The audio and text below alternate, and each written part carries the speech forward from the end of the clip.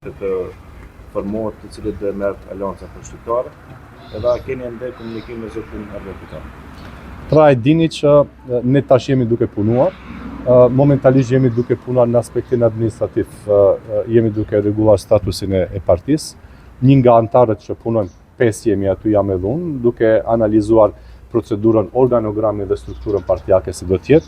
Më duke se informuam mediumet se në 9 maj do t'jetë kongresi i parë i partisë, pra pas asaj do të organizohen grupet e punës dhe do të ndahen në bazë të organogramit grupet secilit me performansën e përshkruar në organogram, që pastaj të vazhdon në aspekt administrativ të riorganizohen në parti.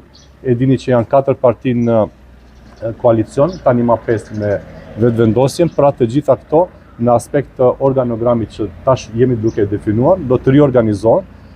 Pritet që pas majit të bien pastaj në nivel lokal, të bëjmë riorganizimet në nivel të qyteteve dhe besoj që për një 2-3 muaj, këto janë procedura administrative, për një 2-3 muaj do të kemi riorganizim në nivel të shtetit. Një postin në kryetarit me sa e ditë do t'i të bëjë juve se lancë për shqiptarët, nga që po flitet. Pra ne kemi vendosur që në kryetarit do t'jetë zonja Mimoza Musa, edhe si zonjë edhe si përfaqësuese e Aleancës për Shqiptarët si deputete dhe kontributi i saj do duhet të çmohet. Me Albin Fetaun do vazhdoj të ketë ministër në qershor pas rekonstruimit të qeverisë, siç paralajmëroi edhe kryeministri. Pra, nuk kemi ulur të flasim për riorganizim të qeverisë, pasi që në këtë periudhë merremi atë që thash me aspektin organizativ dhe teknik. Besoj që pas kongresit do të jetë gjithçka më e qartë. Komunikim keni me të, vazhdon komunikimi si... Neve kemi komunikim me secilin, do nuk kemi hatërmbetje personale.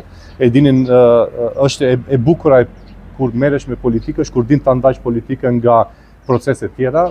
Për fat mirë neve dim të edhe kemi dhënë rezultate që politika është një e pastaj procese tjera diçka tjetër, kështu që komunikime politike nuk kemi, pasi që linjat politike janë ndoshta të ndryshme, megjithatë komunikim personal po. Faleminderit shumë.